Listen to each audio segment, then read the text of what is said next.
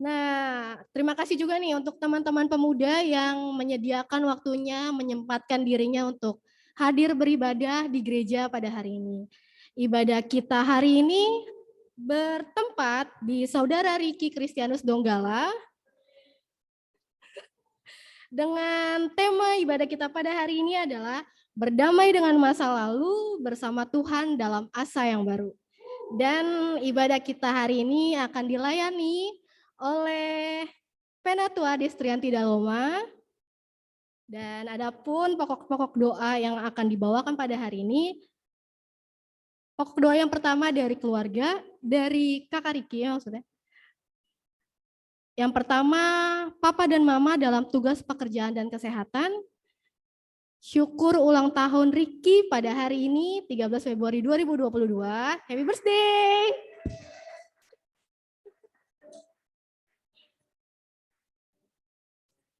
Yang ketiga, pendidikan Rahel dan Randy dalam tugas akhir. Richard dan Febe dalam tugas pekerjaan. Untuk Richard saat ini sedang berada di Balongan. Masih Riki dalam proses pencarian pekerjaan dan jodoh.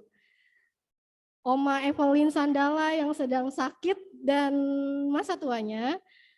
Yang terakhir, kesejahteraan keluarga Donggala Kuntel.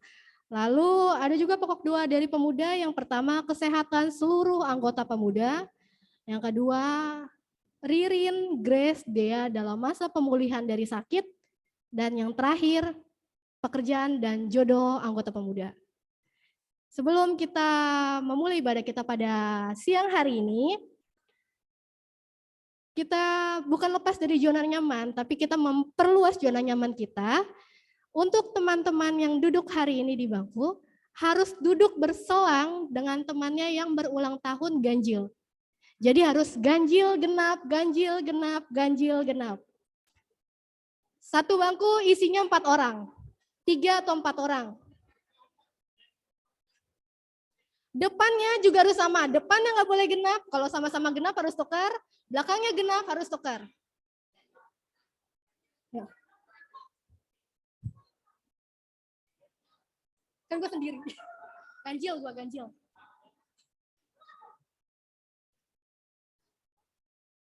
Oke, ini yang paling belakang, oh tetap aja harus ikutan, simpatisan tetap bergabung. Yuk.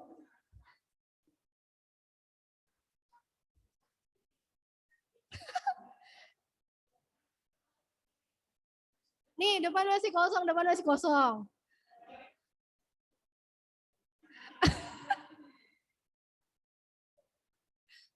Oke. Udah ya, jadi kanan kirinya nggak ada yang sama tahun lahirnya genap-genap, nggak ada. Oh gitu, oke dari Fani deh. Fani, ganjil gak? Ganjil. Genap. Genap. Kaiki.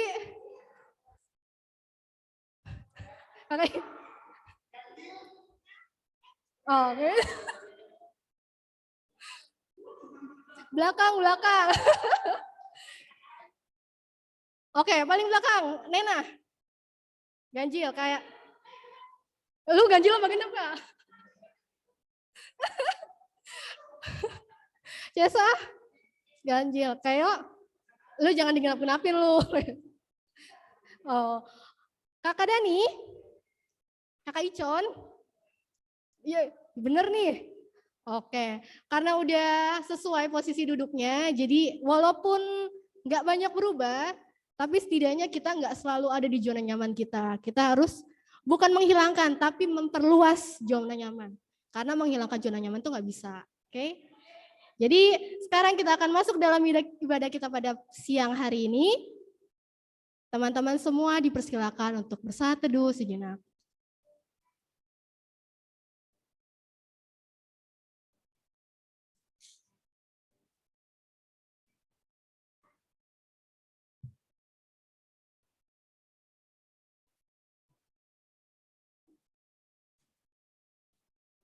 Diundang untuk semuanya bangkit berdiri.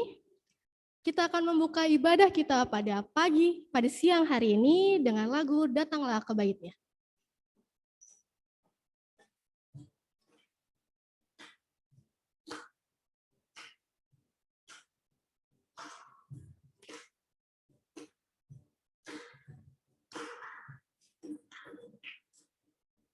Datanglah ke Baitnya dengan hati bersyukur ke dalam pelantarannya,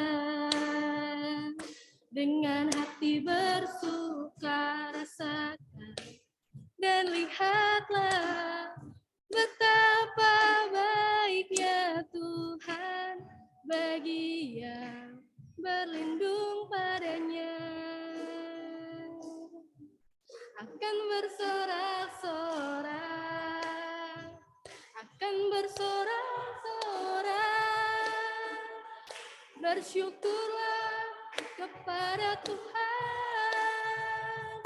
sebab Dia baik, bahwasanya untuk selamanya kasih setianya. Bersyukurlah kepada Tuhan, sebab Dia baik, bahwasannya untuk selamanya kasih setianya. Kita ulang lagu ini dari awal.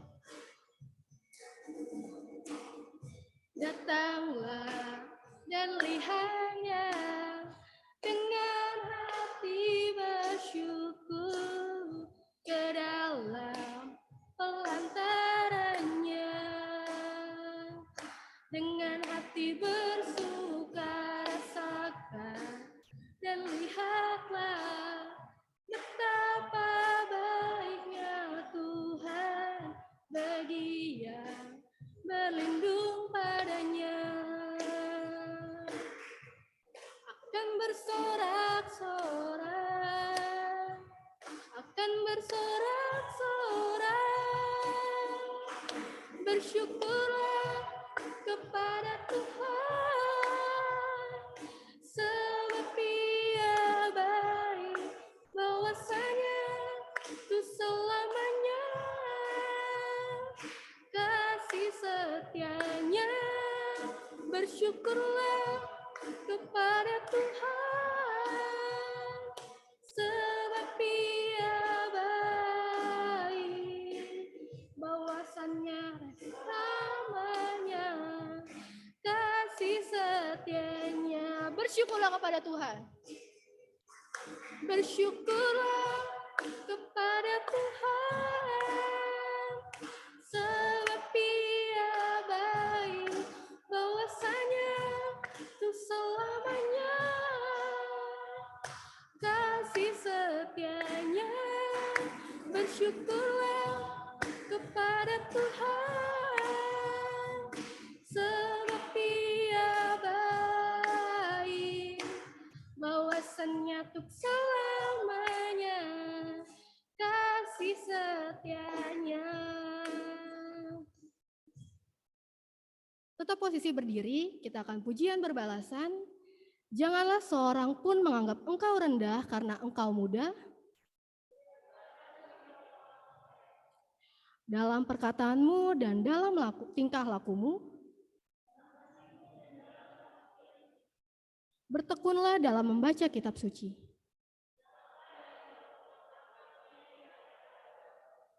Ingatlah bahwa dari kecil engkau sudah mengenal kitab suci yang dapat memberi hikmat padamu dan menuntun engkau kepada keselamatan oleh iman. Terpujilah Tuhan selamanya. Amin. Kita kembali akan mengangkat pujian bersama tutur kata.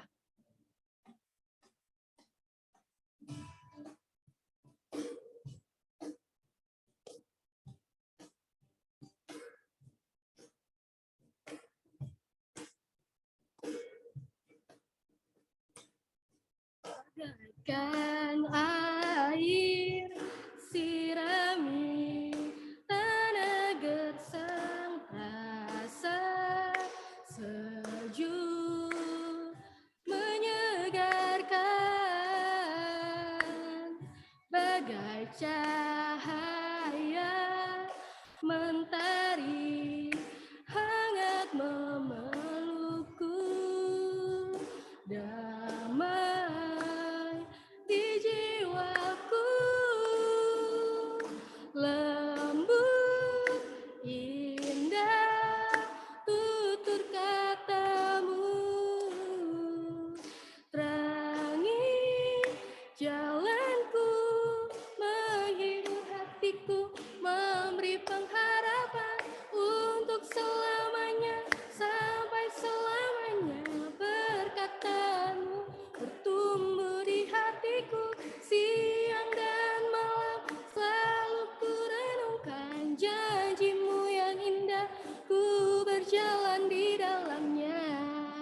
Kita ulang dari awal. Bagaikan air sirami tanah gersang, rasa sejuk menyegarkan, bagai cahaya mentari hangat memelukku, damai di jiwaku, lembut indah tutur katamu, terangi jalanku, menghibur hatiku, memberi pengharapan untuk selamanya, sampai selamanya. Perkataanmu bertumbuh di hatiku, siang dan malam selalu ku renungkan. Janjimu yang indah, ku berjalan di dalamnya, ku ingin selalu mendengar suaramu, dan ku renungkan setiap waktu, sebab kau milikku.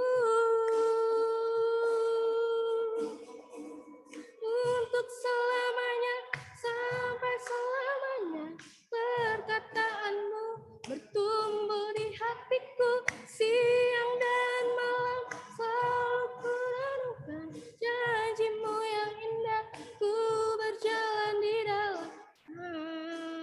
Janjimu yang indah, janjimu yang indah, ku berjalan di dalamnya. Silakan duduk kembali. Kita akan masuk dalam pelayanan firman Tuhan. Tapi sebelum itu kita akan mendengarkan kesaksian pujian dari teman-teman yang memakai sepatu selain hitam.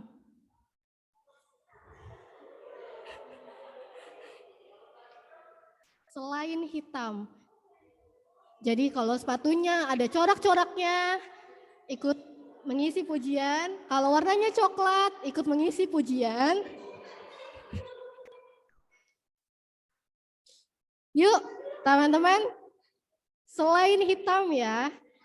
Jadi kalau ada warna selain hitam di sepatunya ya maju.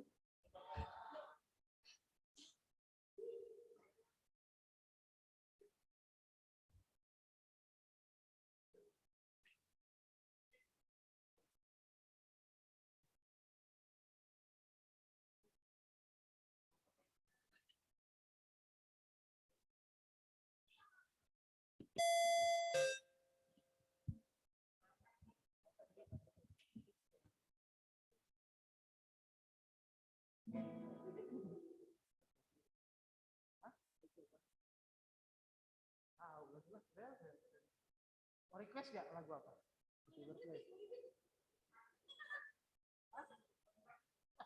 Ada PKP di sini, mintanya lagu saya. Ada lagu.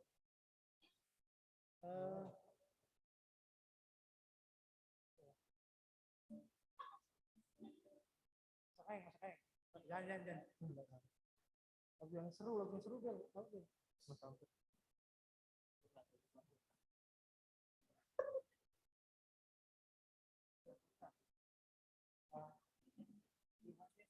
Ada berkesudahan, tahu kan?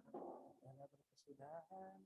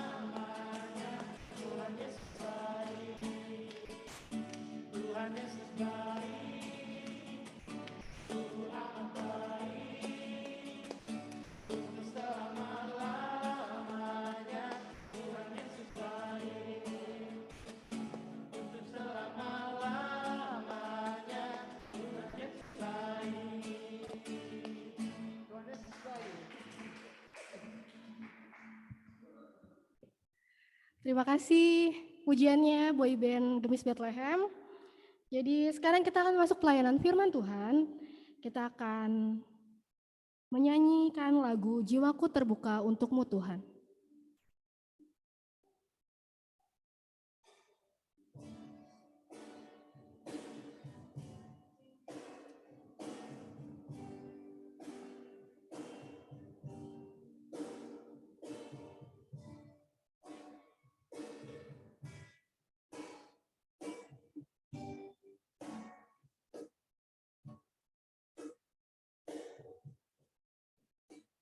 Jiwaku terbuka untukmu Tuhan, selidiki nyatakan segala perkara, singkapkan semua yang terselubung supaya ku layak di hadapanmu Tuhan. Kita bersatu di dalam doa. Tak putus-putusnya Tuhan, kami mengucap syukur kepadamu Tuhan. Sampai pada siang ini kami boleh hadir di tempat ini Tuhan untuk memuji, memuliakan namamu Tuhan. Tuhan Yesus, hari ini kami siapkan hati dan pikiran kami. Kiranya Engkau boleh hadir tengah-tengah kami Tuhan. Berikan hikmat kepada kami, berikan hikmat juga kepada pelayan firman kami pada hari ini Tuhan. Kiranya apa yang boleh disampaikan oleh pelayanan firman kami Tuhan, dapat kami terima dengan baik dan seturut dengan kehendak-Mu saja. Layakkanlah kami hari ini Tuhan, pakai kami sebagai anak-anak-Mu. Terpujilah nama-Mu Yesus. Amin.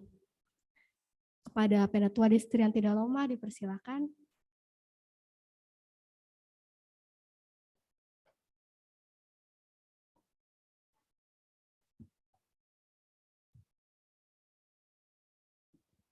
Shalom teman-teman terkasih dalam Tuhan. Kurang semangat ya. Shalom. Apa kabarnya? Luar biasa, jadi kayak sekolah minggu ya. Kita walaupun di siang hari yang mungkin biasanya kita suka tidur siang ya. Lemes-lemesnya, jam lemes-lemesnya, sekarang kita buktikan anak pemuda, kita ibadah di siang bolong tetap semangat dan tetap berhikmat di dalam Tuhan. Mari teman-teman, kita akan masuk dalam sesi pelayanan firman dan kita akan membaca firman Tuhan terlebih dahulu yang terambil dari Kejadian 45, Kejadian pasal 45 ayat 1 sampai 15.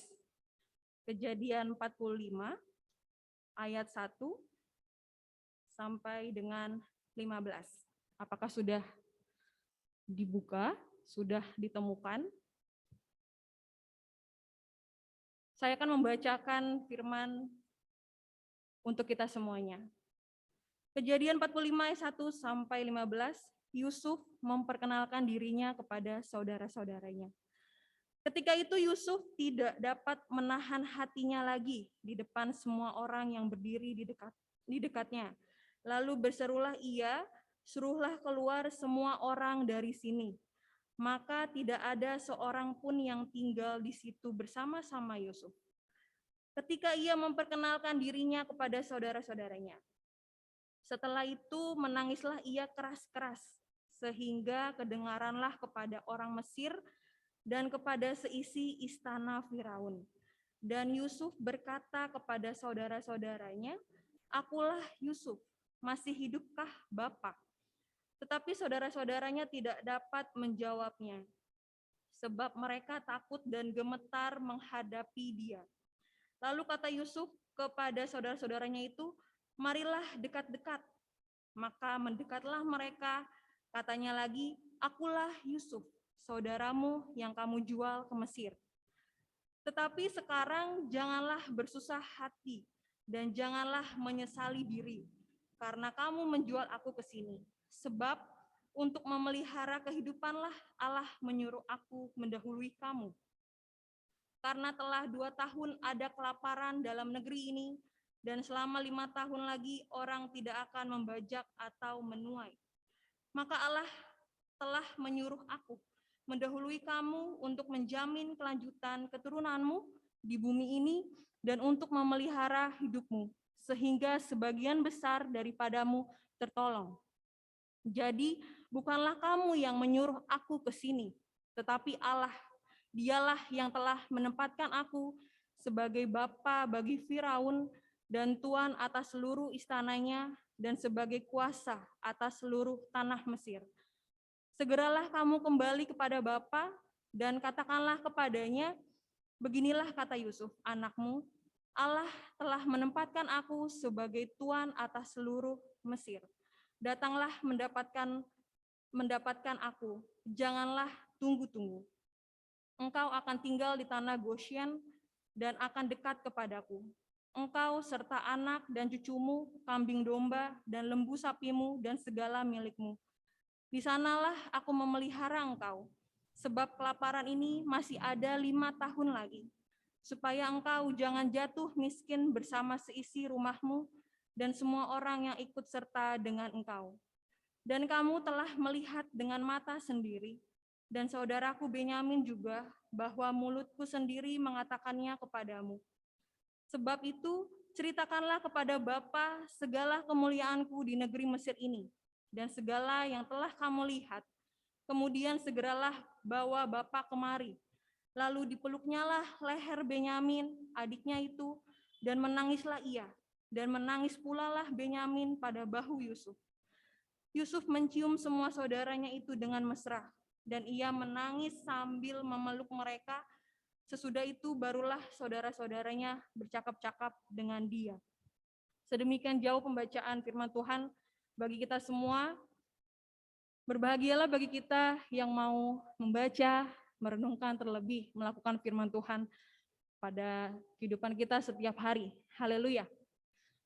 Teman-teman yang terkasih, bersyukur ya bagi Tuhan karena kita dapat memasuki tahun pelayanan di tahun 2022. Dengan berbagai hal yang sudah kita lewati, dengan berbagai peristiwa-peristiwa terjadi yang menjadi bagian dari masa lalu kita. Di mana masa lalu kita yang dapat kita kenang, yang dapat kita ingat di masa-masa saat ini ya. Nah, berbicara soal masa lalu teman-teman, pasti setiap manusia pernah melalui yang namanya masa lalu, ya kan? Malah sampai ada lagunya, masa lalu biarlah masa lalu gitu ya. Nah, kalau kita mengingat masa lalu nih teman-teman, pasti penuh dengan banyak cerita, pasti banyak pengalaman, pasti banyak nostalgia yang terjadi, yang pernah terjadi di masa lalu kita. Ada pengalaman manis, kita sebutnya pengalaman manis ya, pengalaman yang baik atau pengalaman yang indah, dan ada juga pengalaman yang kita bilang bukan buruk sih, bisa dibilang pahit ya. Pengalaman yang pahit yang pernah terjadi di masa lalu kita. Kira-kira dari teman-teman sendiri pernah nggak mengalami pengalaman manis atau pengalaman yang teman-teman bilang indah yang terjadi di masa lalu teman-teman? Kira-kira apa? Mungkin yang berulang tahun, kira-kira Iki pengalaman manis apa nih yang pernah terjadi di masa lalunya Iki gitu. Apa kira-kira Iki? Ya, pengalaman manis, pengalaman yang menyenangkan gitu loh.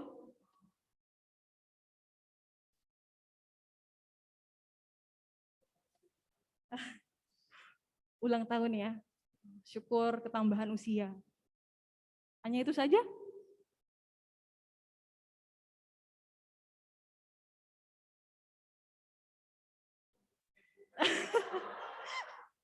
Jangan dianggap Bu Yuli dong.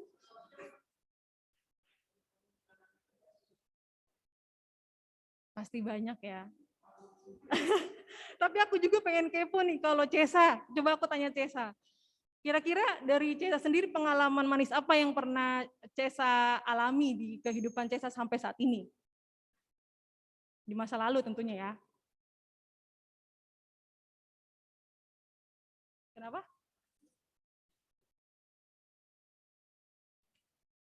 Kenapa? Kira-kira apa? Pernah kasmaran kah? Pernah suka sama cowok? Pasti kan itu salah satu bentuk nostalgia terindah ya masa muda gitu. Kira-kira kalau Cesa sendiri apa? Atau Cesa pernah mengalami keberhasilan dalam diri? Apa?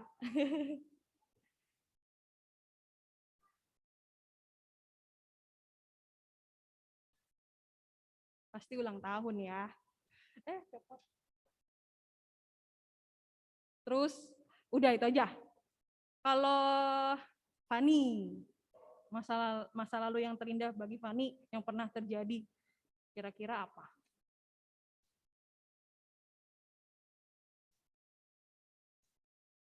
Saking banyaknya sampai bingung ya untuk kita bisa memilah mana nih pengalaman manis. Wih, berarti traveling salah satu bentuk hiburan dan yang teringat gitu ya. Nah, teman-teman, apa yang kita rasakan ketika kita mengingat pengalaman manis atau indah di masa lalu? Misal, di masa ini gue inget masa kecil gue, wah menyenangkan ya. Gue yang dulunya nggak bisa ngomong AIWO jadi bisa, diajarin sampai sempat dipukul-pukul pakai lidi gitu kan. Di masa sekarang tuh ingetnya, wow, suatu yang sangat menyenangkan, suatu hal yang sangat menggembirakan kalau kita ingat. Biasanya kalau kita mengingat pengalaman manis di masa lalu, kita jadi merasa happy, kita menjadi senang, jadi semangat, ada vibes positif gitu kan. Kalau anak muda bilangnya vibes positif. Muncul vibes positif yang timbul. Terus jadi melabelkan kenangan itu sebagai sesuatu yang gue nggak mau inget, gue nggak mau melupakan masa itu. Saat gue sedang happy-happynya, gue nggak akan pernah melupakan masa itu. Dan akan selalu diingat seumur hidup, biasanya seperti itu. Nah, itu kalau pengalaman manis, kalau pengalaman yang indah yang terjadi di masa lalu kita. Nah, bagaimana dengan pengalaman pahit? Biasanya kalau kita ditanya pengalaman pahit itu apa sih? Ada orang yang nggak mau mengungkapkan pengalaman pahitnya. Mungkin ada sesuatu yang terpendam, mungkin di dalam masa lalunya, ada rasa malu, dia nggak mau mengungkapkan itu, dia ucapkan ke orang yang mungkin bagi dia tidak percayai. Nah, apa yang kita rasakan ketika mengingat pengalaman pahit kita di masa lalu? Apakah teman-teman merasakannya tetap happy-happy aja? Apakah teman-teman merasakannya tetap enjoy-enjoy aja? Apakah rasanya itu sama seperti kita mengingat pengalaman manis yang pernah terjadi di masa lalu kita? Mungkin ini bisa menjadi jawab di hati teman-teman ya. Apakah sama atau tidak? Sangat luar biasa sekali teman-teman kalau kita merasakan hal yang sama ketika kita mengingat pengalaman pahit tersebut, seperti kita mengingat pengalaman manis yang pernah terjadi di masa lalu. Tandanya kita itu sudah dewasa dalam menyikapi masa lalu kita, tandanya kita sudah dapat dewasa untuk menerima masa lalu kita.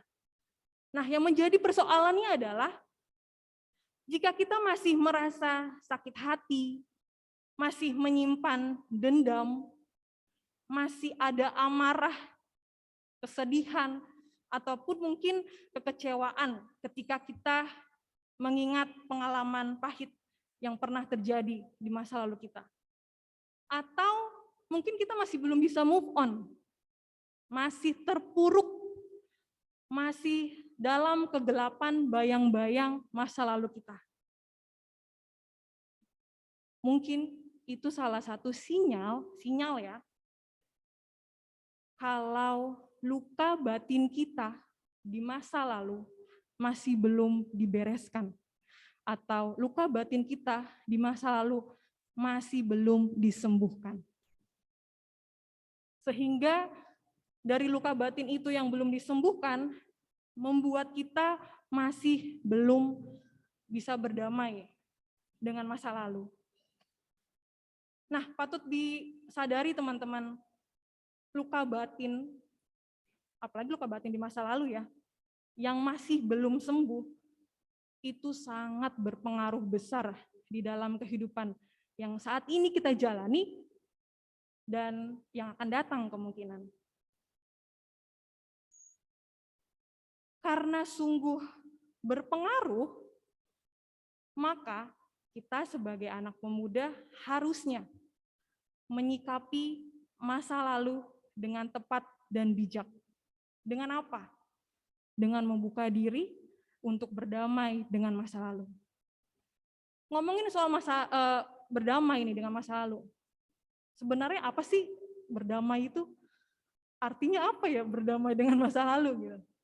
Menurut teman-teman apa? Menurut David, berdamai itu apa sih artinya? Berdamai dengan masa lalu itu apa? Menurut David? Nyaman. Kenyamanan. Kalau menurut Bapak Ketua kita nih, Tommy, berdamai dengan masa lalu, mumpung lagi pengurus kan, request untuk tema ini gitu.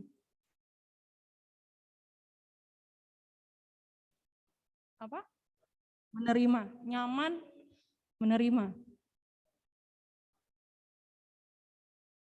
Baik, betul jawabannya. Berdamai dengan masa lalu adalah bentuk proses penerimaan diri. Menerima sesuatu hal di luar ekspektasi kita. Yang harapan kita maunya A, tapi ternyata masa lalu gue bukan A, tapi B gitu. Suatu bentuk proses menerima sesuatu hal yang terjadi, yang pernah ada, dan menyadari kalau kejadian di masa lalu itu tidak bisa diubah. Tadi ngomongin soal luka batin itu kalau tidak disembuhkan sangat berpengaruh di kehidupan saat ini. Berarti ada muncul dampak kan? Kira-kira dampak apa yang terjadi jika kita masih belum berdamai dengan masa lalu? Mungkin hidup kita enggak tenang, tidak tentram, ada rasa ketakutan, ada rasa kecemasan, gelisah. Karena apa? Karena pikiran kita masih terpaut sama masa lalu kita. Masih belum bisa move on sama masa lalu kita. Mungkin pada saat dulu kita mengalami penolakan atau kita pernah dibully. Kalau kita tidak menyikapinya dengan benar, mungkin di masa sekarang kita menjadi sosok orang yang rendah diri, merasa diacuhkan, merasa tidak dianggap kehadirannya, dan mungkin hidup tidak berharga.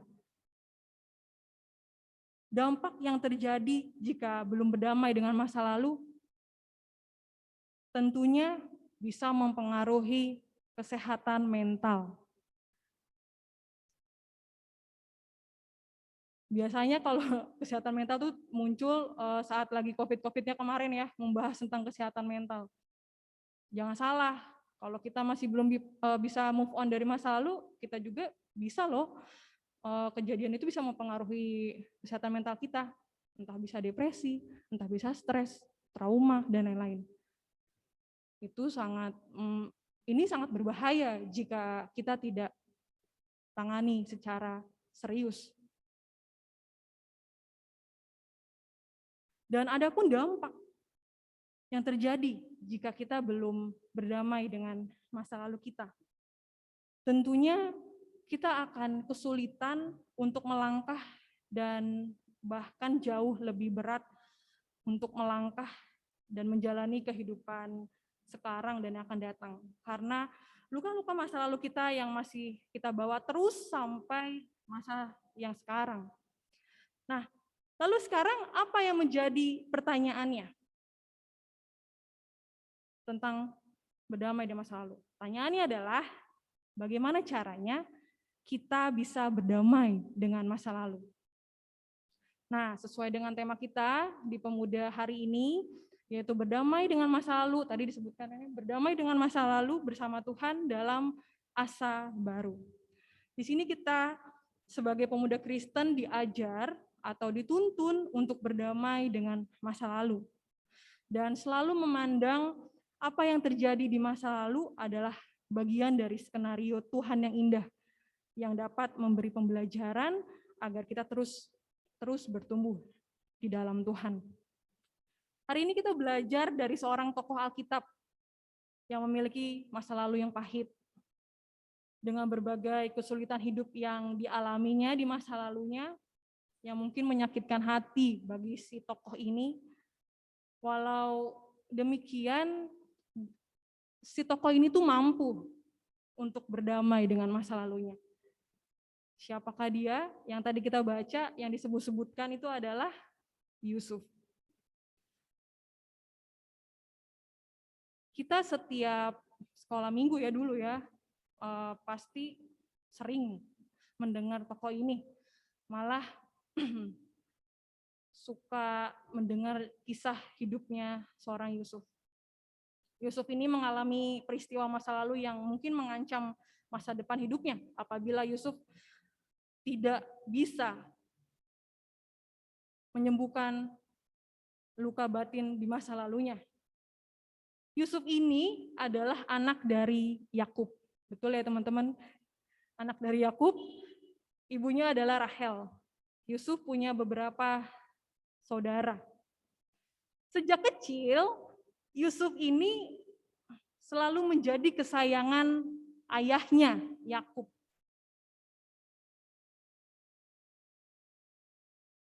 Karena ayahnya begitu sangat menyayangi Yusuf, saudara-saudaranya ini iri sama dia, sirik sama dia, sampai akhirnya benci sama dia. Suatu ketika berjalannya proses lah kehidupannya dia, karena kebenciannya ini saudara-saudaranya kepada Yusuf, akhirnya saudara-saudaranya memperlakukan Yusuf tidak baik. Yusuf dibuang ke sumur kosong, lalu kemudian ia dijual sebagai budak di tanah Mesir. Dan di tanah perbudakan itu Yusuf pun mengalami hal-hal yang buruk berturut-turut, seolah-olah tidak ada habisnya. Mulai Yusuf difitnah oleh istrinya majikannya, istrinya Potifar, udah difitnah, disuruh masuk ke dalam penjara. Yang jelas-jelas Yusuf ini enggak berbuat kesalahan kok, enggak melakukan kesalahan yang difitnahkan ke dia kok enggak, tapi dia di penjara. Lalu sampai di penjara dia bertemu sama juru roti dan juru makanan. Di situ dia mengartikan mimpi mereka dan tidak mengucapkan terima kasih, lalu diacuhkan begitu saja si Yusuf ini. Coba teman-teman bayangkan menjadi seorang Yusuf. Secara manusiawi pasti memiliki banyaknya alasan untuk mengeluh kan. Apalagi secara notabene nih ya, Yusuf dibuang loh sama saudara-saudara sendiri. Ditolak mentah-mentah sama saudara-saudara sendiri. Kalau kita jadi Yusuf, mungkin secara manusiawi kita pasti akan membenci kan. Ada rasa benci, kebencian yang mendalam kepada saudara-saudaranya ini. Ada dendam kepada orang-orang yang berbuat jahat juga sama dia. Namun segala pengalaman pahit di masa lalunya si Yusuf ini, Yusuf itu tidak menjadi pribadi yang buruk. Dia tidak membalas kejahatan dengan kejahatan. Masa lalunya yang pahit tidak melukai jiwanya. Dia tidak tenggelam dalam kehidupan yang kelam dan tidak terpuruk dalam masa lalunya. Justru apa yang dilakukan Yusuf? Yusuf malah tetap penuh kasih, malah makin mencintai keluarganya. Terlihat di bacaan kita, Alkitab hari ini yang kita baca di Kejadian 45. Di sini terjadi bahwa pada saat itu adanya bencana kelaparan hebat di seluruh bumi. Sesuai dengan mimpinya Firaun saat itu. Lalu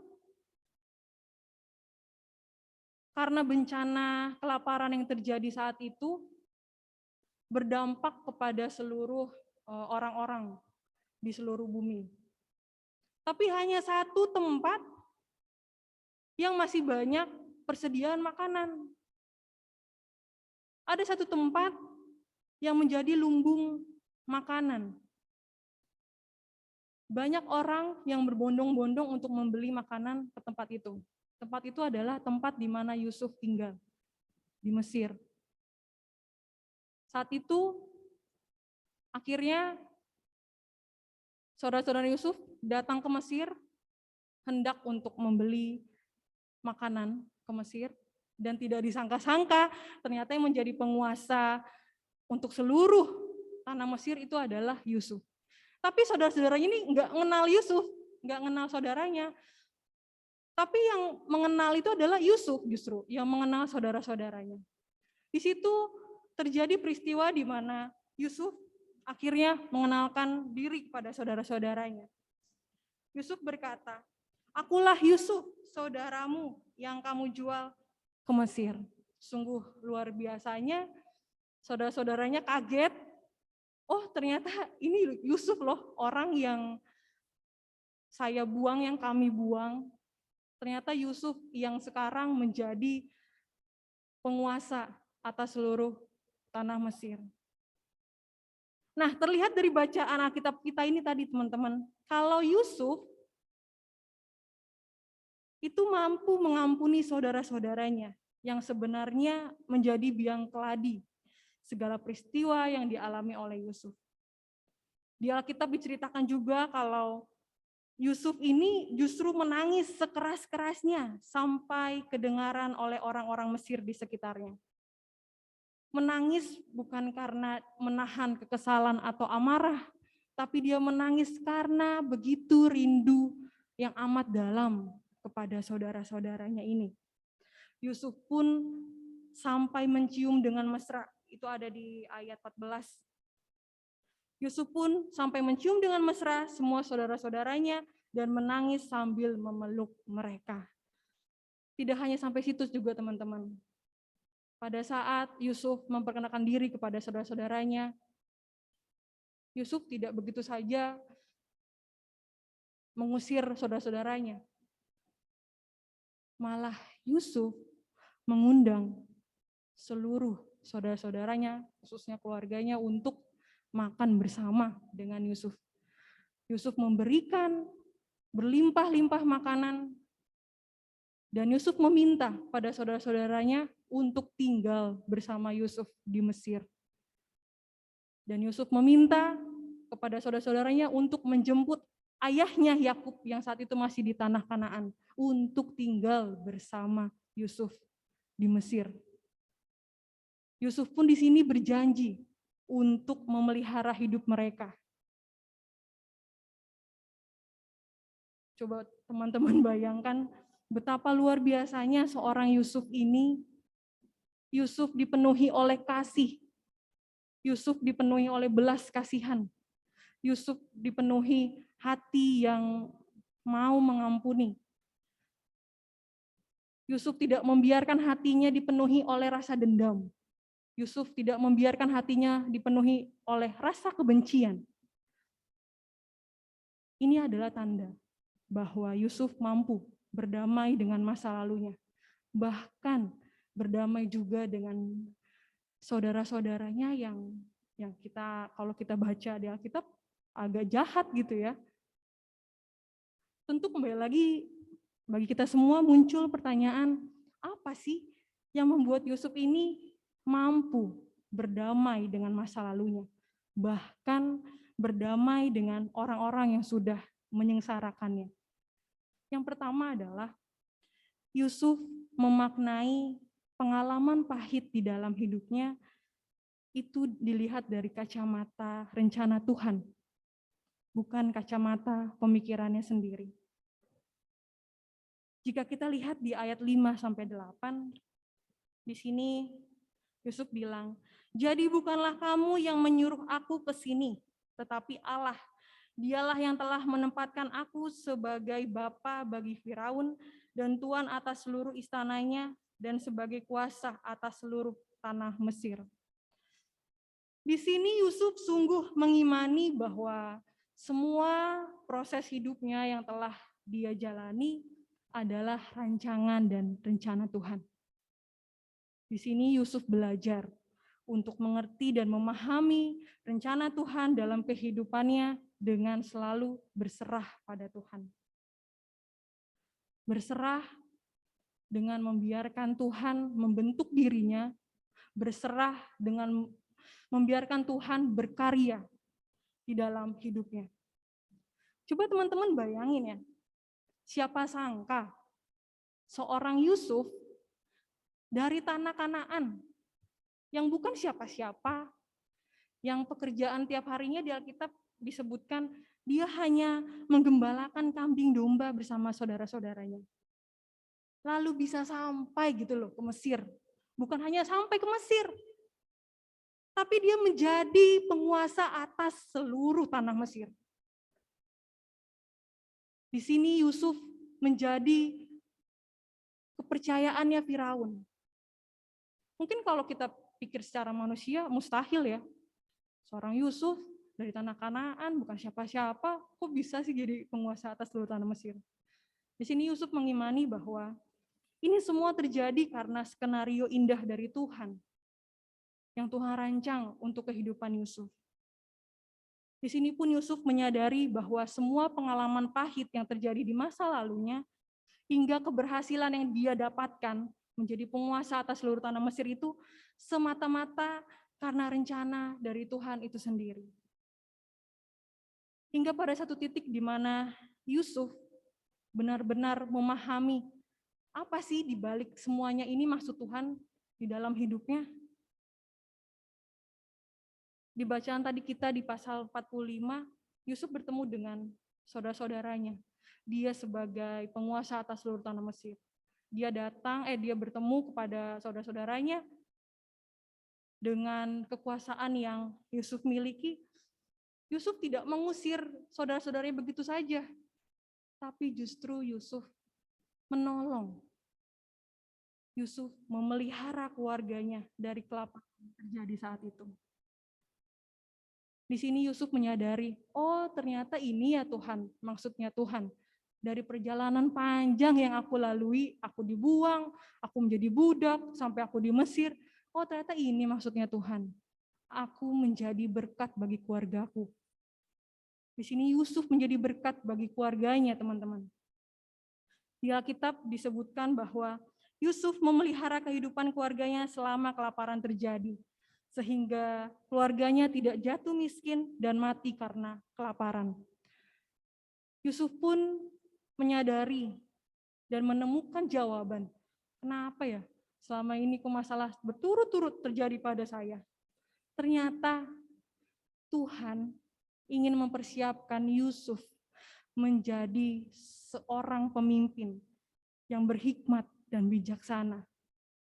Tuhan mempersiapkan Yusuf menjadi pemimpin yang tangguh, yang memiliki mentalitas pemenang, dan memiliki ketahanan mental, yang membawa semua orang, yang membawa semua bangsa keluar dari bencana kelaparan saat itu. Di sini pun Yusuf menyadari, oh ternyata rencana Tuhan mau membuat saya menjadi berkat, bukan hanya untuk keluarga saya loh, tapi menjadi berkat untuk semua bangsa saat itu.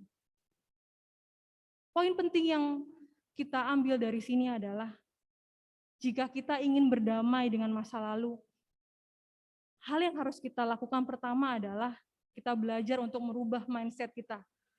Kita belajar untuk merubah sudut pandang kita dalam menyikapi semua hal yang terjadi di dalam kehidupan kita dengan menggunakan kacamata rencana Tuhan. Yang tadinya kita selalu berburuk sangka sama Tuhan, loh kok saya harus mengalami ini sih Tuhan? oh Tuhan gak baik nih sama saya. Rubah itu agar kita bisa berdamai dengan masa lalu. Jika sebelumnya kita melihat masa lalu sebagai batu sandungan yang membangkitkan sakit hati, membangkitkan kebencian kita, sekarang kita maknainya dengan melihat masa lalu itu sebagai batu pijakan yang mengarah kepada pembaharuan hidup di dalam Tuhan. Yakinlah bahwa Tuhan sudah merancang skenario yang begitu indah untuk kita. Berproseslah di dalam skenario tersebut.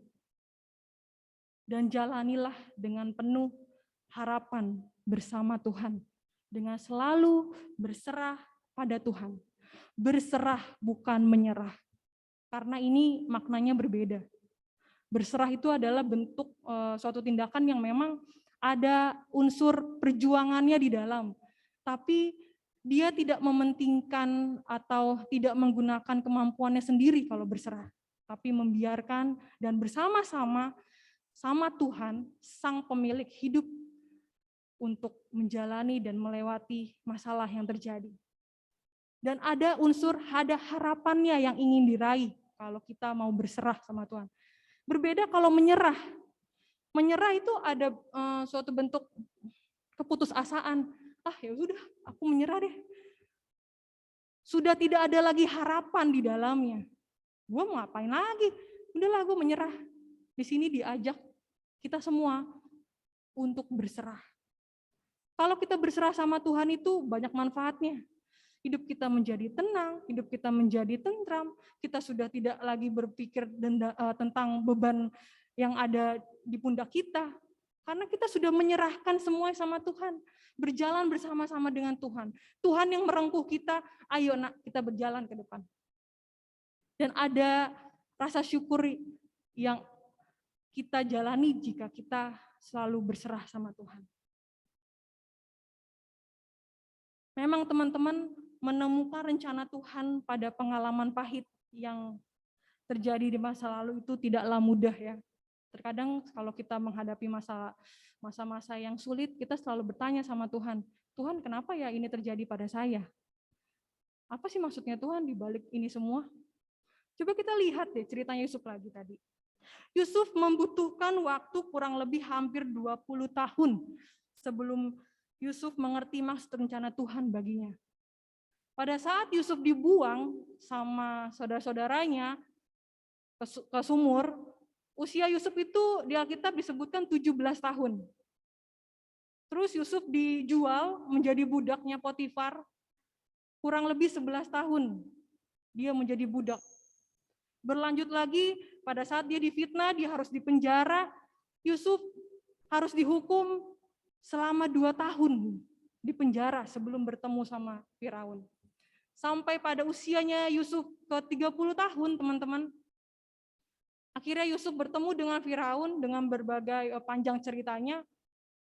Firaun melantik Yusuf menjadi penguasa atas seluruh tanah Mesir.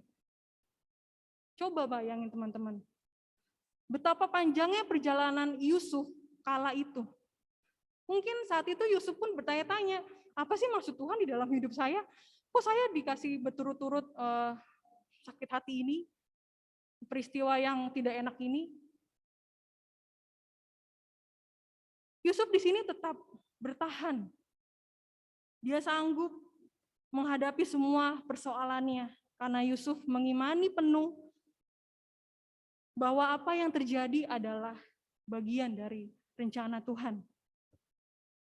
Yang kedua adalah apa yang membuat Yusuf akhirnya bisa berdamai dengan masa lalunya. Di sini Yusuf menyadari benar bahwa semua penderitaan yang dia alami ini tidak lepas dari penyertaan Tuhan. Dan atas kasih setianya Tuhan yang melimpah kepada Yusuf. Bentuk penyertaan Tuhan kepada Yusuf adalah Tuhan membentuk semua yang dikerjakannya Yusuf itu berhasil. Di saat Yusuf harus menjalani penderitaan di masa lalunya, teman-teman, Yusuf tidak merasa berjalan sendiri. Yusuf tidak merasa ditinggalkan. Yusuf tidak haus kasih sayang. Padahal sudah jelas-jelas saudara-saudaranya udah tidak sayang sama dia. Buktinya apa? Dibuang sama saudara-saudaranya. Tapi Yusuf tidak haus kasih sayang. Yusuf dilimpahi kasih setia dari Tuhan. Tuhan selalu menyertai Yusuf dimanapun Yusuf berada dan dalam setiap waktu. Bukti penyertaan Yusuf dalam kehidupan Yusuf adalah Tuhan menjadikan semua yang dikerjakannya Yusuf itu berhasil. Kalau kita lihat dari ceritanya Yusuf, saat Yusuf menjadi budaknya Potifar, Tuhan menyertai Yusuf di situ dengan menjadikan Yusuf kesayangannya Potifar. Yusuf diberikan kuasa atas rumah tuannya ini. Yusuf diberikan kepercayaan oleh Potifar untuk mengatur segala miliknya Potifar. Berlanjut ke kisah selanjutnya, Tuhan menyertai Yusuf dan melimpahkan kasih setianya kepada Yusuf dan membuat Yusuf menjadi kesayangan bagi kepala penjara. Saat itu Yusuf di penjara, tapi Tuhan menyertai Yusuf dengan membuat Yusuf menjadi kesayangannya kepala penjara.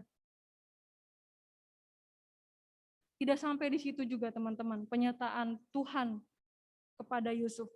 Yusuf diberikan kemampuan untuk mengartikan mimpi. Mimpi juru roti, juru minum, hingga terakhir dia bertemu dengan Firaun. Yusuf mengartikan mimpi Firaun dan membuat Yusuf akhirnya menjadi orang kepercayaannya Firaun. Tuhan pun di sini lagi-lagi menyertai Yusuf dengan memberikan Yusuf hikmat dan dipenuhi oleh Roh Allah dan membuat Yusuf menjadi orang kepercayaannya Firaun. Firaun di sini melantik Yusuf menjadi penguasa atas seluruh tanah Mesir. Sampai di tahap di mana adanya musim kelimpahan, Tuhan pun lagi-lagi menyertai Yusuf dengan memberikan hikmat kepada Yusuf untuk bisa berhasil mengelola hasil panen yang melimpah ruah selama 7 tahun di Mesir. Dan di saat terjadinya bencana kelaparan, Yusuf pun disertai Tuhan dengan membuat Yusuf berhasil bekerja dengan baik, mengatur penyaluran cadangan makanan yang selama bencana kelaparan itu terjadi. Bahkan lewat Yusuf, Mesir dijadikan sebagai lumbung makanan, sehingga semua bangsa-bangsa yang terpuruk karena kelaparan itu bergantung semua ke Mesir. Sampai di usianya Yusuf yang ke-110 tahun Yusuf meninggal, Tuhan pun masih tetap menyertai Yusuf. Poin apa yang dapat kita pelajari di sini, teman-teman? Penyertaan Tuhan kepada Yusuf berlaku juga untuk kita semua. Tuhan pun akan selalu menyertai kita apabila kita selalu ada di dalam proses rencananya Tuhan. Di saat Tuhan mengizinkan masalah terjadi di dalam kehidupan kita, Tuhan pun tentu tidak mengizinkan kita berjalan sendiri. Kita diajak untuk melangkah menghadapinya bersama-sama. Bentuk penyertaan Tuhan kepada kita tuh banyak, teman-teman. Bisa lewat keluarga kita, bisa lewat sahabat-sahabat saudara kita, bisa lewat masalah yang kita hadapi. Itu salah satu bentuk penyertaan Tuhan juga buat hidup kita. Yang ketiga, apa yang membuat Yusuf itu bisa berdamai dengan masa lalunya? Ternyata Yusuf ini membangun relasi intim sama Tuhan. Dengan selalu hidup dalam kebenaran. Yusuf di sini mengikuti semua rencana Tuhan dengan taat. Walau pasti Yusuf tidak berhenti ya menggumuli kehidupannya di dalam Tuhan. Dia tetap bertahan, terus meyakini diri bahwa hidupnya itu ada dalam rencana Tuhan. Hingga akhirnya dia menemukan maknanya yang begitu indah di dalam kehidupannya. Semua penderitaan yang Yusuf alami ini tidak membuat Yusuf menjauh dari Tuhan. Justru Yusuf selalu hidup di dalam kebenaran dan taat sama Tuhan. Poin apa lagi yang dapat kita pelajari dari kisah Yusuf ini? Jadikanlah Tuhan sebagai prioritas dalam kehidupan kita. Dan bangun terus relasi dengan Tuhan. Kalau ngomongin soal relasi, biasanya kalau anak pemuda itu lagi masa-masa berpacaran ya. Kalau yang punya pacar mungkin menuntut pasangannya untuk selalu berkabar sama kita. Komunikasinya harus berjalan dengan lancar. Karena sangatlah penting dalam menjalin relasi itu adalah komunikasi. Kalau komunikasinya kalau komunikasinya enggak lancar, pasti kan ada unsur ketidakpahaman ya, ada unsur kesalahpahaman yang terjadi jika di dalam hubungan berpacaran saja komunikasi itu tidak lancar. Bagaimana dengan hubungan kita sama Tuhan? Tuhan yang memiliki kehidupan kita, tentunya haruslah kita dapat membangun relasi intim dengan Tuhan. Untuk apa? Agar kita peka dan memahami maksud Tuhan di dalam rencananya. Setiap kita mengalami masalah yang terjadi dalam hidup kita, tentu kita bertanya, maksud Tuhan apa di dalam kehidupan kita? Kita nggak bisa jawab, tapi dengan apa? Ya dengan cara membangun relasi intim sama Tuhan. Biar kita tuh diberi kepekaan untuk bisa memahami maksud Tuhan di dalam kehidupan kita. Ingatlah bahwa kita ini memiliki Tuhan yang jauh lebih besar dari rasa takut kita. Ingatlah bahwa kita memiliki Tuhan yang jauh lebih besar dari rasa takut kita. Dan ingatlah, kita memiliki Tuhan yang jauh lebih besar dari rasa sakit kita terhadap masa lalu kita. Jadi teman-teman, hidup ini adalah sebuah pilihan. Tinggal kita memilih yang mana. Di hadapan kita sudah tersedia pilihan.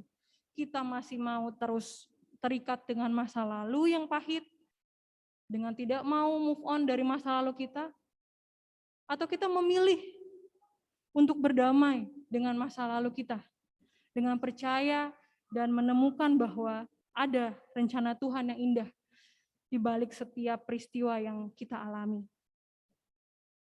Jika kita memilih untuk berdamai dengan masa lalu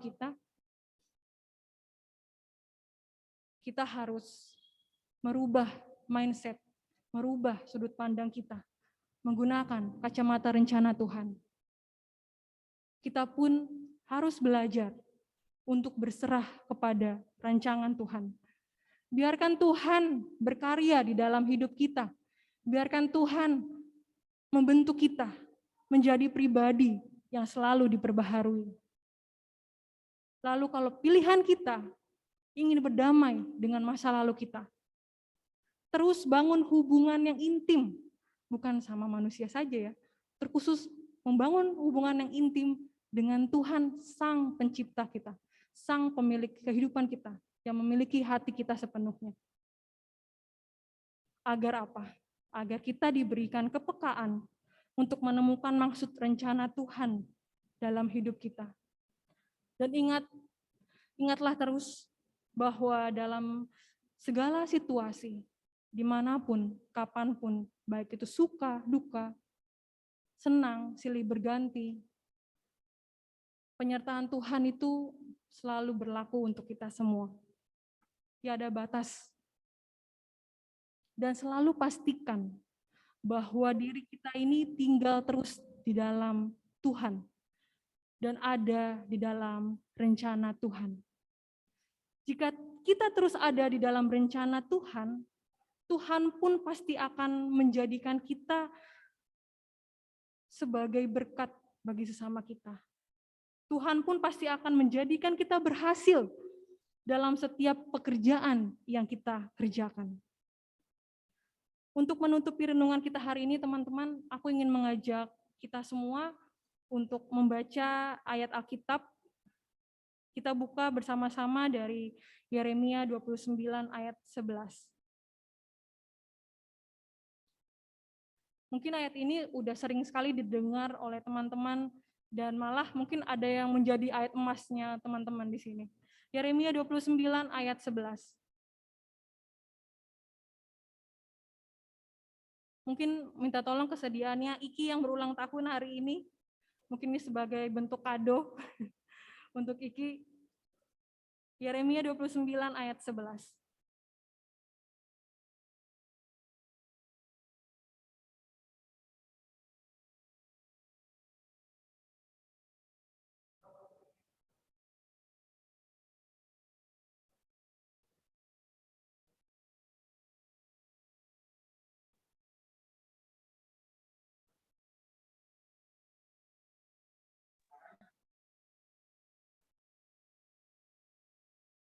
Biarlah kiranya lewat renungan kita belajar dari seorang Yusuf dan menutup renungan kita dengan membaca Alkitab di Yeremia 29 ayat 11 ini, kita dimampukan untuk bisa berdamai dengan masa lalu dan selalu ingat rencana Tuhan itu selalu indah bagi kita.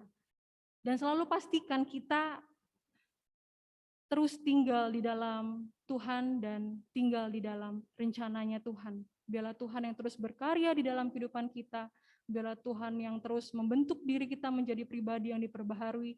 Bersama-sama Tuhan melangkah ke masa ini dan masa depan dengan Tuhan memberikan masa depan yang penuh harapan kepada kita. Amin. Kiranya Tuhan memampukan kita dan menolong kita.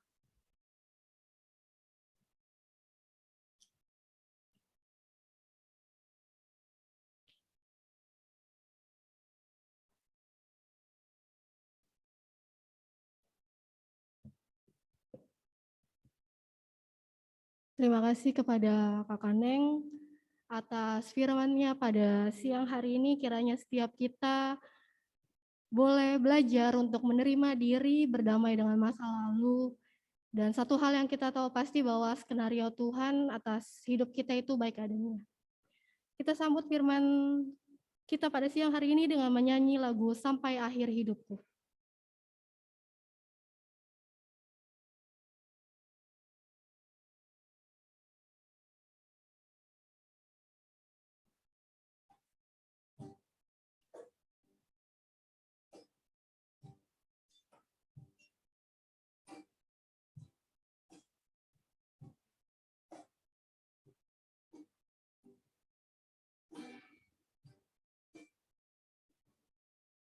Bapa, Engkau mengenalku lebih dari siapapun. Engkau tahu ceritaku dan isi hatiku. Tak peduli masa lalu, Engkau tetap memilihku. Ubahkanku, sempurnakan, jadi karya yang indah. Kini aku percaya tiada yang mustahil bagimu. Kuasa-Mu, kuat-Ku, dasarku berharap. Kini aku berserah pada rencana-Mu bagiku. Ku ikuti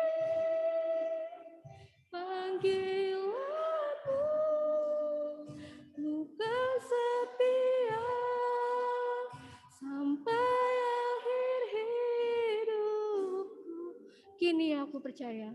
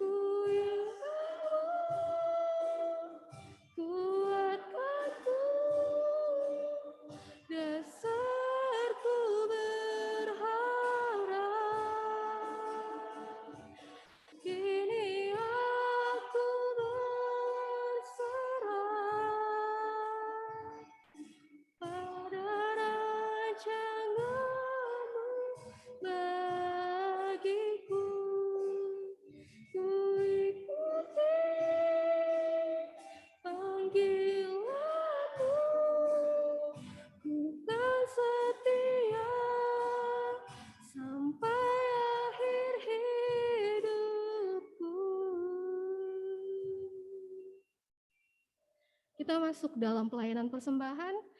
Teman-teman pemuda yang terkasih, seperti ada yang tertulis pada kitab 2 Korintus 9 ayat 7, hendaklah masing-masing memberikan menurut kerelaan hatinya, jangan dengan sedih hati atau karena paksaan, sebab Allah mengasihi orang yang memberi dengan sukacita.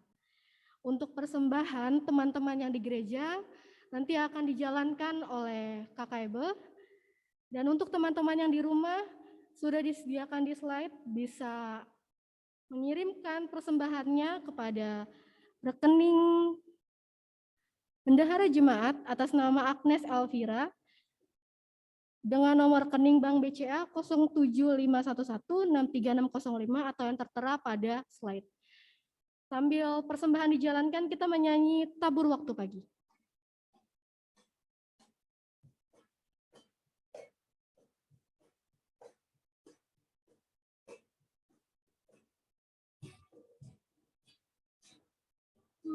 Waktu pagi, tabur benih kasih, tabur waktu siang, terus sampai senja. Nantikan tuaian pada musim panen, kita kan bersuka bawa berkasnya, bawa berkasnya masuk lumbungnya. Kita kan bersuka bawa berkasnya, bawa berkasnya masuk lumbungnya. Kita kan bersuka bawa berkasnya.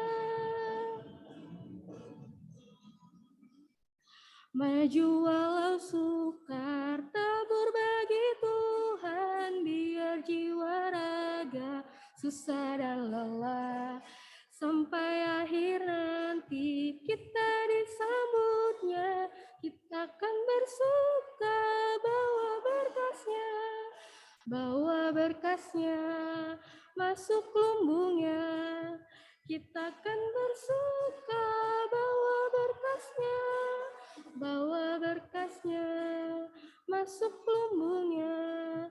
Kita akan bersuka bawa berkasnya. Kita akan berdoa persembahan sekaligus doa syafaat yang akan dipimpin oleh Ibu Penatua Francine Lumondo.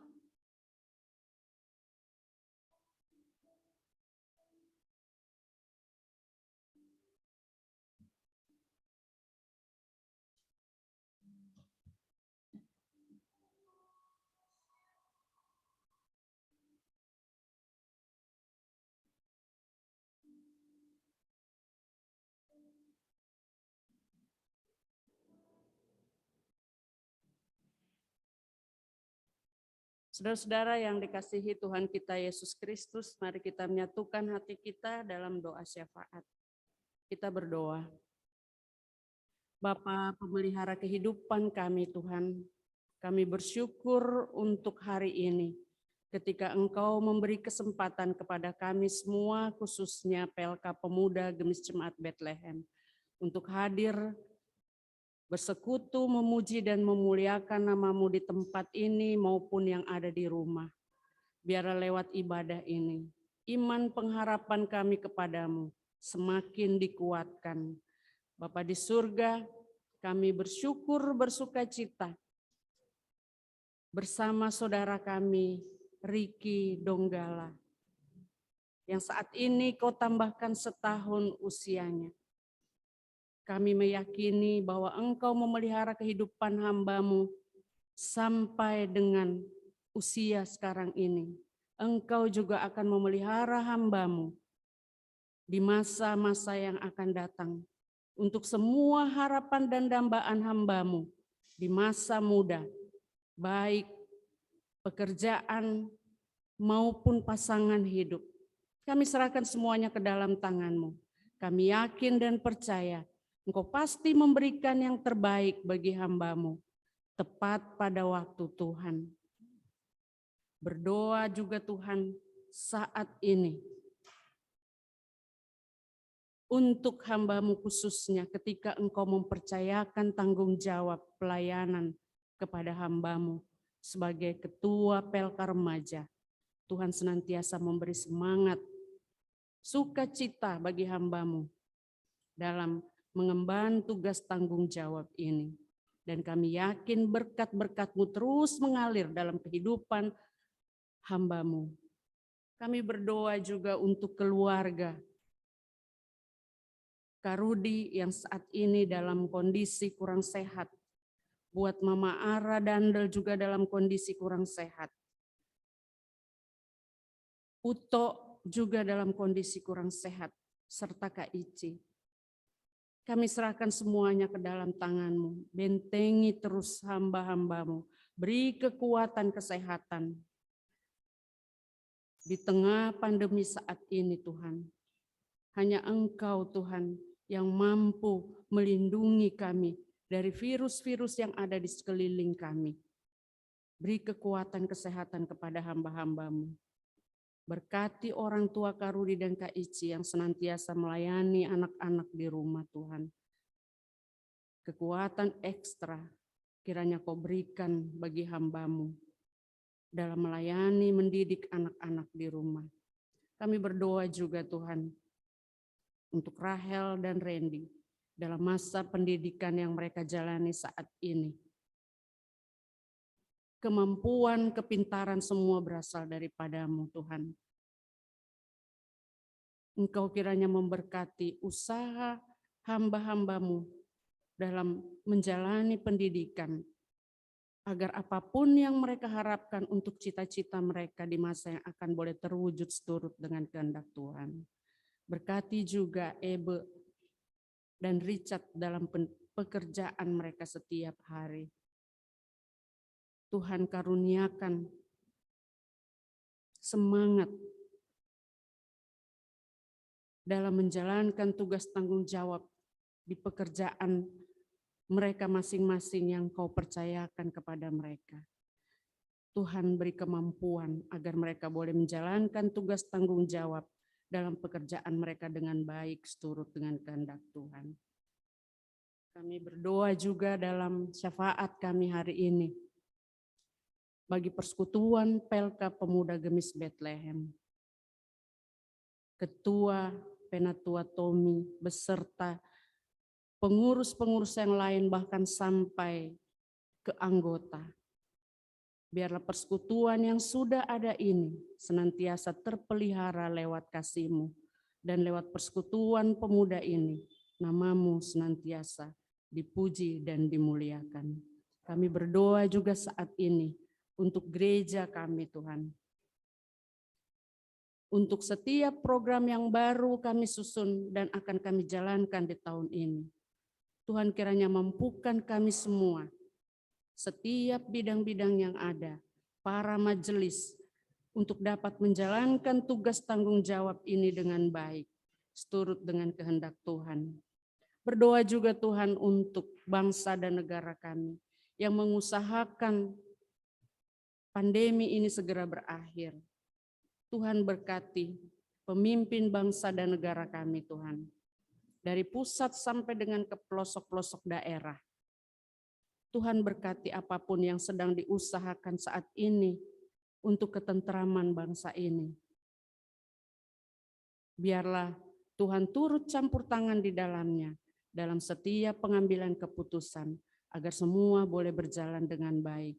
Dan pada akhirnya, sebagai rakyat, kami semua boleh mendapat ketenangan dalam menjalankan aktivitas kehidupan kami setiap hari.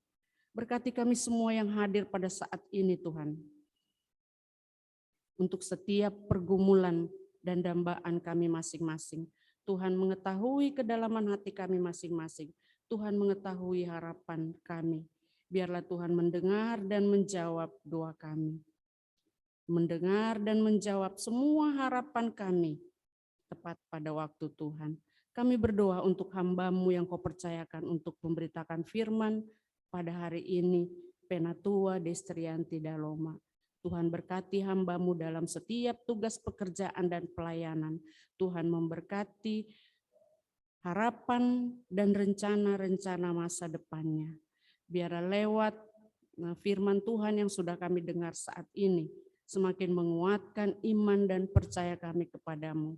Dan kami boleh meyakini bahwa Masa lalu kami, baik itu kepahitan, kebahagiaan, semua adalah rencana Tuhan untuk kebaikan kami di masa-masa yang akan datang.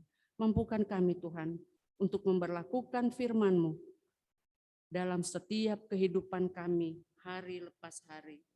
Bapa di surga, kami menyerahkan seluruh kehidupan kami ke dalam tangan-Mu, seluruh kehidupan pelayanan kami, khususnya persekutuan PLK pemuda ini hanya ke dalam tangan-Mu. Bapa di surga, masih banyak yang akan kami pohonkan kepadamu lewat syafaat kami hari ini. Tapi kami meyakini Engkau lebih mengetahui sampai dengan kedalaman hati kami. Kami serahkan seluruh kehidupan kami ke dalam tangan-Mu. Juga persembahan yang sudah kami kumpulkan dalam ibadah ini. Tuhan kiranya memberkati agar dapat dipergunakan untuk pelayanan kasih-Mu di tengah-tengah jemaat kami khususnya. Inilah doa, syukur dan syafaat kami yang kami bawa hanya di dalam nama anak-Mu Tuhan kami Yesus Kristus yang sudah mengajar kami berdoa bersama.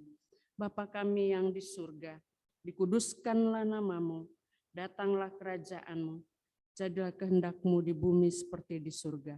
Beri pada hari ini makanan kami secukupnya, dan ampunilah segala kesalahan kami seperti kami sudah mengampuni orang yang bersalah kepada kami. Dan janganlah membawa kami ke dalam pencobaan, melainkan lepaskan kami daripada yang jahat. Karena Engkau-lah yang punya kerajaan, kuasa, dan kemuliaan sampai selama-lamanya. Amin.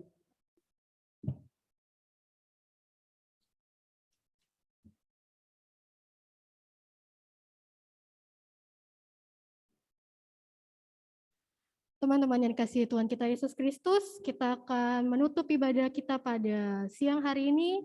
Diundang semuanya untuk bangkit berdiri. Kita menyanyi lagu Ibadah Topan Dunia.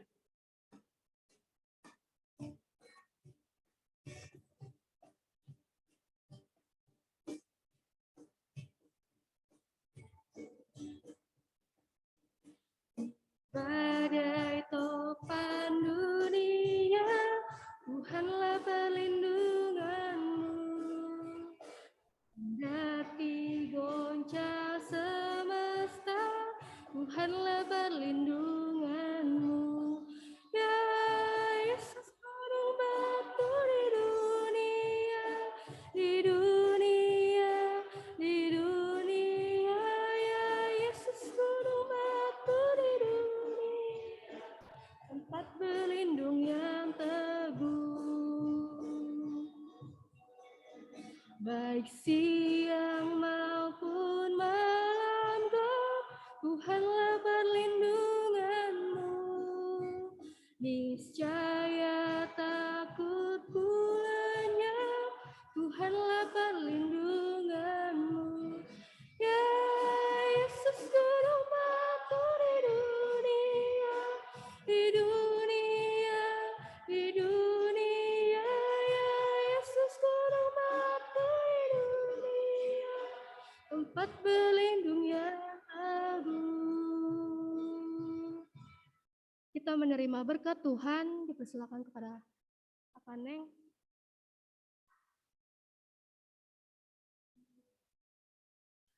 Teman-teman, kita akan menerima berkat dari Tuhan. Kiranya Tuhan memberkati engkau dan melindungi engkau. Tuhan menyinari engkau dengan wajah-Nya dan memberi engkau kasih karunia. Tuhan menghadapkan wajah-Nya kepadamu dan memberi engkau damai sejahtera. Amin.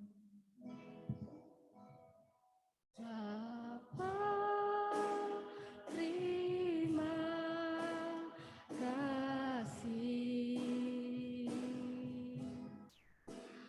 Bapa, terima kasih.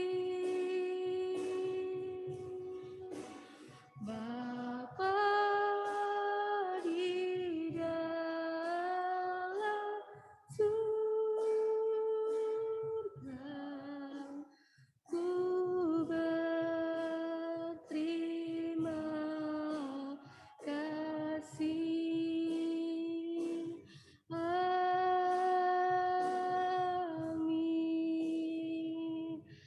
Ibadah kita telah selesai. Selamat hari Minggu. Tuhan Yesus memberkati kita semua. Selamat hari Minggu.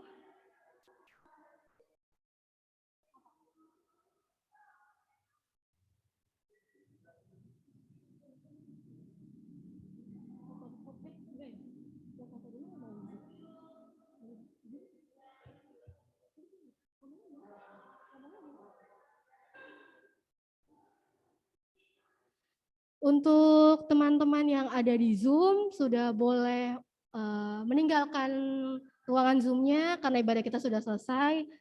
Karena ruangan Zoom-nya mau dipakai sama PKP. Untuk teman-teman, terima kasih yang sudah hadir di Zoom. Tuhan Yesus memberkati.